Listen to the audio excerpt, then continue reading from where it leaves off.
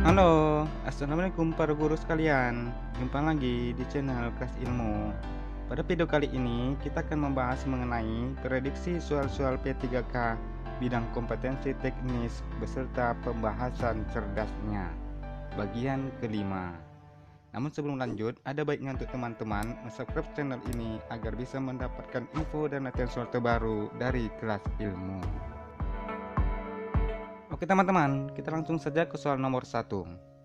Yang bukan merupakan ciri pembelajaran terpadu menurut Iif Khairun Ahmadi dan kawan-kawan adalah titik-titik. A. Mempunyai sifat luas. B. Pembelajaran berpusat pada guru. C. Pemisahan antar bidang studi tidak terlihat jelas. D. Proses pembelajaran yang mengutamakan pemberian pengalaman langsung. Atau E. Menyajikan konsep dari berbagai bidang studi dalam suatu proses pembelajaran. Pembahasannya, pembelajaran terpadu merupakan pembelajaran yang menggabungkan kompetensi dasar yang saling berkaitan menjadi satu dan dijadikan sebagai sebuah materi atau tema dalam pembelajaran dan tidak memisah-misahkan mata pelajaran. Menurut Iif Khairun Ahmadi dan kawan-kawan menyatakan bahwa ciri pembelajaran terpadu yaitu yang pertama, mempunyai sifat luas. Yang kedua, pembelajaran berpusat pada siswa. Yang ketiga, pemisahan antar bidang studi tidak terlalu jelas. Yang keempat, proses pembelajaran yang mengutamakan pemberian pengalaman langsung. Yang kelima, menyajikan konsep dari berbagai bidang studi dalam suatu proses pembelajaran. Dan yang keenam, memberikan hasil yang dapat berkembang sesuai dengan kebutuhan dan minat anak.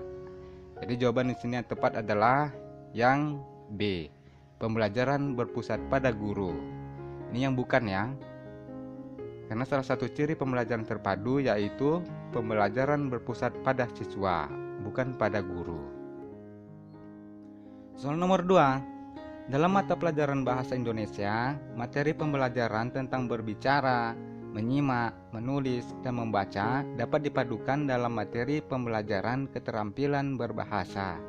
Ditinjau dari cara memadukan konsep, topik, keterampilan, dan unit tematisnya, merupakan pembelajaran terpadu dengan model titik-titik. A. Sarang. B. Bagian. C. Penggalan. D. Keterpaduan. Atau E. Keterhubungan. Ditinjau dari cara memadukan konsep, topik, keterampilan, dan unit tematisnya, terdapat 10 cara atau model dalam merencanakan pembelajaran terpadu, yaitu yang pertama, model penggalan, yang kedua, model sarang, yang ketiga, model bagian, yang keempat, model keterpaduan, yang kelima, model keterhubungan, yang keenam, model urutan atau rangkaian, yang ketujuh, model galur, yang kedelapan, model jaringan, yang ke-9 model jaring laba-laba, dan yang ke-10 model celupan. Model penggalan ditandai oleh ciri pemaduan yang hanya terbatas pada satu mata pelajaran saja. Misalnya dalam mata pelajaran Bahasa Indonesia, materi pembelajaran tentang berbicara, menyimak, menulis, dan membaca dapat dipadukan dalam materi pembelajaran keterampilan berbahasa. Dalam proses pembelajarannya, butir-butir materi tersebut dilakukan secara terpisah-pisah pada jam yang berbeda-beda. Jadi jawaban yang tepat di sini adalah yang C, penggalan. Nomor selanjutnya, menurut Brand pada tahun 1991 dan Cohen and Mannion pada tahun 1992, terdapat 3 kemungkinan variasi pembelajaran terpadu yang berkenaan dengan pendidikan yang dilaksanakan dalam suasana pendidikan progresif, yaitu titik-titik. A. Guru terpadu, siswa terpadu, dan sekolah terpadu. B. Materi terpadu, konsep terpadu, dan hari terpadu. C. Materi terpadu, hari terpadu, dan pendekatan terpadu. D. Materi terpadu, belajar terpadu, dan kurikulum terpadu. Atau E. Hari terpadu, pembelajaran terpadu, dan kurikulum terpadu. Menurut Brand pada tahun 1991 dan Cohen and Mannion pada tahun 1992, terdapat 3 kemungkinan variasi pembelajaran terpadu yang berkenaan dengan pendidikan yang dilaksanakan dalam suasana pendidikan progresif, yaitu hari terpadu, pembelajaran terpadu, dan kurikulum terpadu. Jadi jawaban yang tepat di sini adalah yang E. Hari terpadu, pembelajaran terpadu, dan kurikulum terpadu.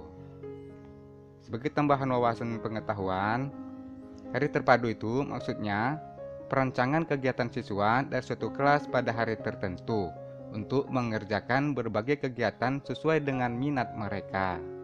Kemudian, pembelajaran terpadu menunjuk pada kegiatan belajar yang terorganisasikan secara lebih terstruktur yang bertolak pada tema atau pelajaran tertentu sebagai titik pusatnya. Lalu, kurikulum terpadu. Maksudnya, kegiatan menata keterpaduan berbagai materi mata pelajaran melalui suatu tema lintas bidang membentuk suatu keseluruhan yang bermakna. Itu ya. Soal nomor 4. Pembelajaran seharusnya berlangsung secara alami, tidak artifisial. Pernyataan tersebut merupakan landasan teoretik dari pembelajaran terpadu yang dikembangkan oleh aliran pemikiran titik-titik. A. Progresivisme, B. Konstruktivisme, C. Landasan praktis, D. Landasan normatif, atau E. Developmentally Appropriate Practice atau DAP.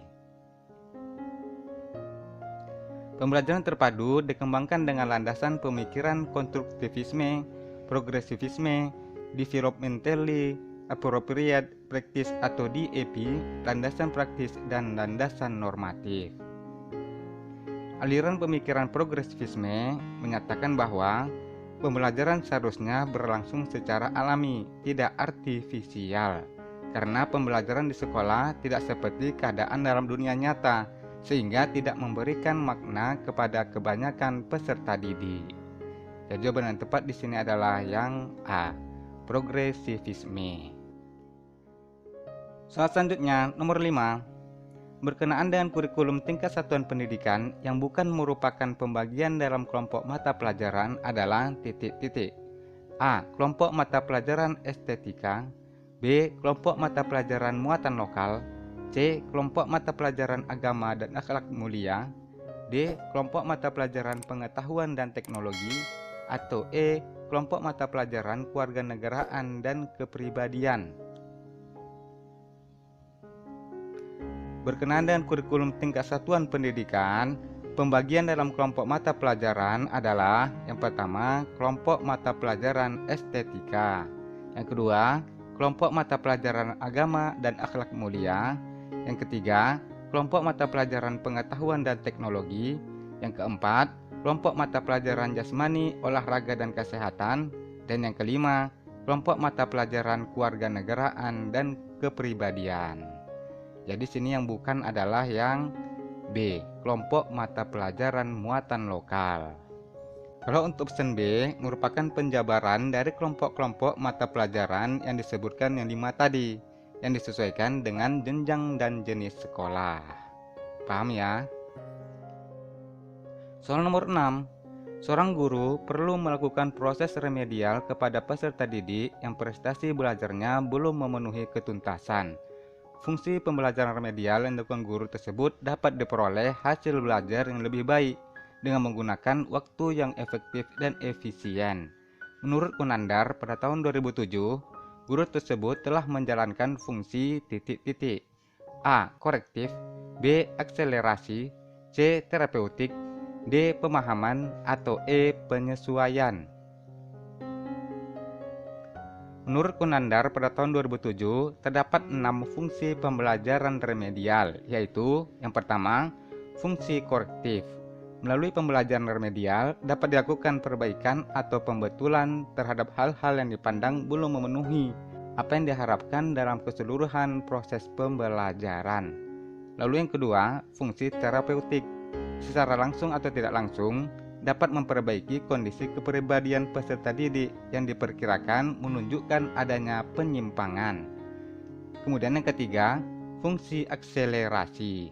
Melalui pembelajaran remedial dapat diperoleh hasil belajar yang lebih baik dengan menggunakan waktu yang efektif dan efisien. Jadi jawaban yang tepat di sini adalah yang B, akselerasi. Kemudian fungsi yang lainnya, yang keempat, fungsi pemahaman. Melalui pembelajaran remedial, memungkinkan guru, peserta didik, atau pihak-pihak lainnya dapat memperoleh pemahaman yang lebih baik dan komprehensif mengenai pribadi peserta didik. Yang kelima, fungsi penyesuaian. Melalui pembelajaran remedial dapat membentuk peserta didik untuk bisa beradaptasi atau menyesuaikan diri dengan lingkungannya. Terus yang keenam, fungsi pengayaan. Dapat memperkaya proses pembelajaran sehingga materi yang tidak disampaikan pada pembelajaran reguler dapat diperoleh pada remedial. Paham ya? Soal nomor 7. Salah satu prinsip remedial menurut Iskandar pada tahun 2009 adalah adaptif. Maksudnya, setiap individu peserta didik memiliki karakter dan keunikan sendiri-sendiri. Maka, program pembelajaran remedial hendaknya memungkinkan peserta didik untuk A. Melakukan umpan balik. B. Berinteraksi dengan guru secara intensif. C. Berinteraksi dengan sumber belajar yang ada. D. Menghindari kekeliruan belajar yang berlarut-larut. Atau E. Belajar sesuai dengan kecepatan, kesempatan, dan gaya belajar masing-masing. Menurut Iskandar, pada tahun 2009 terdapat beberapa prinsip dalam pembelajaran remedial, yaitu yang pertama, adaptif. Maksudnya, setiap individu peserta didik memiliki karakter dan keunikan sendiri-sendiri. Maka, program pembelajaran remedial hendaknya memungkinkan peserta didik untuk belajar sesuai dengan kecepatan, kesempatan, dan gaya belajar masing-masing.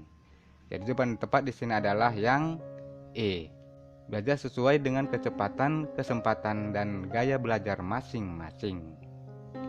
Kemudian prinsip yang kedua, interaktif. Maksudnya, pada proses pembelajaran remedial, hendaknya memungkinkan peserta didik untuk secara intensif berinteraksi dengan guru dan sumber belajar yang ada.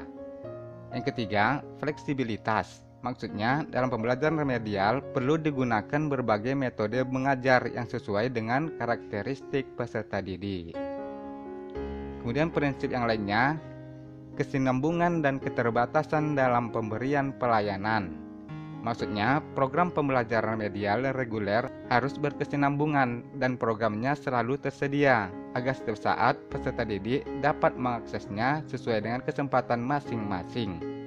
Kemudian prinsip yang kelima, pemberian umpan balik sesegera mungkin. Maksudnya, dengan sesegera mungkin memberikan umpan balik dapat dihindari kekeliruan belajar yang dialami peserta didik. Umpan balik dapat bersifat konfirmatif ataupun korektif. Soal selanjutnya, seorang guru merancang pembelajaran remedial melalui pendekatan bersifat kuratif. Agar mencapai sasaran dapat dilakukan dengan menggunakan titik-titik. A. Pemberian arahan dan motivasi. B. Strategi pembelajaran yang beda. C. Peranan bimbingan dan penyuluhan. D. Pengulangan pengayaan dan percepatan. Atau E. Kelompok belajar homogen, individual maupun kelompok dengan kelas remedial.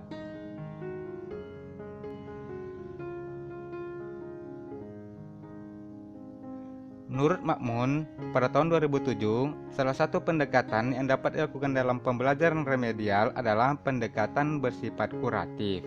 Pendekatan ini diadakan mengingat kenyataan ada seseorang atau sejumlah siswa, bahkan mungkin seluruh anggota kelompok belajar tidak mampu menyesuaikan program secara sempurna sesuai dengan kriteria keberhasilan dalam proses belajar mengajar. Untuk mencapai sasaran dapat menggunakan pengulangan, pengayaan, dan percepatan. Jadi jawaban yang tepat di sini adalah yang D. Pengulangan, pengayaan, dan percepatan. Kalau pengulangan, maksudnya layanan ini dapat dilakukan secara individual jika mengalami kesulitan terbatas atau kelompok, jika sejumlah siswa mempunyai sifat atau jenis kesulitan sama. Lalu pengayaan ditujukan pada siswa yang kelemahannya ringan dan secara akademik berbakat. Sedangkan percepatan ditujukan pada siswa yang berbakat tapi menunjukkan kesulitan psikososial. Soal berikutnya, seorang guru merancang jenis pembelajaran pengayaan yang diperlukan oleh peserta didik agar berhasil dalam melakukan investigasi dan pendalaman terhadap topik yang diminati dalam bentuk pembelajaran mandiri. Jenis pembelajaran pengayaan yang diterapkan guru tersebut adalah titik-titik. A. Pemecahan masalah. B. Kegiatan eksploratory. C. Keterampilan proses. D. Pendekatan investigasi. Atau E. Keterampilan teknik. Jenis pembelajaran pengayaan ada 3, yaitu yang pertama, pemecahan masalah. Jenis pembelajaran diberikan kepada siswa yang memiliki kemampuan lebih tinggi berupa pemecahan masalah nyata dengan pendekatan pemecahan masalah atau investigatif. Yang kedua, kegiatan eksploratory. Jenis pembelajaran pengayaan yang bersifat umum yang dirancang berupa buku dan lain-lain kepada siswa yang tidak tercakup dalam kurikulum. Kemudian yang ketiga, keterampilan proses. Jenis pembelajaran pengayaan yang diperlukan oleh peserta didik agar berhasil dalam melakukan investigasi dan pendalaman terhadap topik yang diminati dalam bentuk pembelajaran mandiri. Jadi jawaban yang tepat di sini adalah yang C, keterampilan proses. Soal nomor 10. Seorang guru melaksanakan pembelajaran pengayaan terhadap peserta didik dengan cara memadukan kurikulum di bawah tema besar, sehingga peserta didik dapat mempelajari hubungan antara berbagai disiplin ilmu.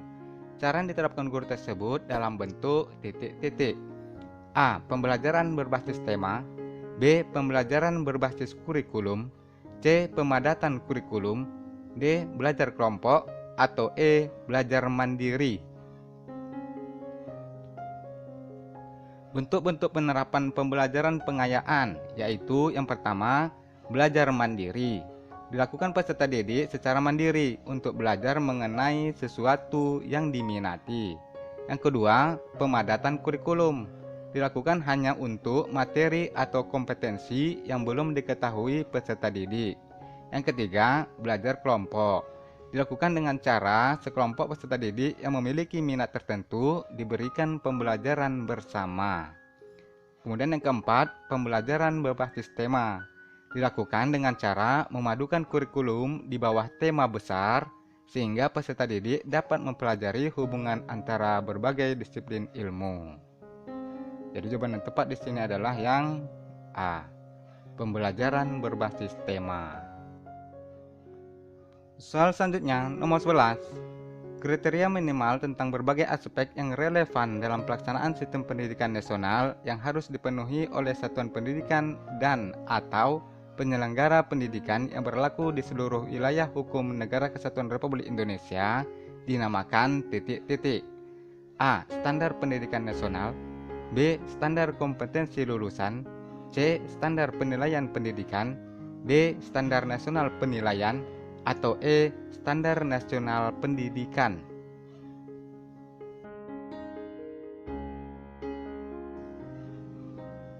Soal nomor 11 ini kita jadikan PR aja ya. Tulis pembahasan dan jawaban kalian di kolom komentar biar sama-sama belajar. Nanti insya Allah aku kasih jawabannya di deskripsi. Oke teman-teman, sekian dulu video pembahasan prediksi soal-soal P3K bidang kompetensi teknis pada kali ini. Pembelajaran tidak didapat dengan kebetulan, ia harus dicari dengan semangat dan disimak dengan tekun. Akhir kata, terima kasih sudah menyaksikan dan semoga bermanfaat. Nanti insya Allah kita akan berjumpa lagi pada video-video pembahasan lainnya. Assalamualaikum warahmatullahi wabarakatuh dan sampai jumpa. Bye.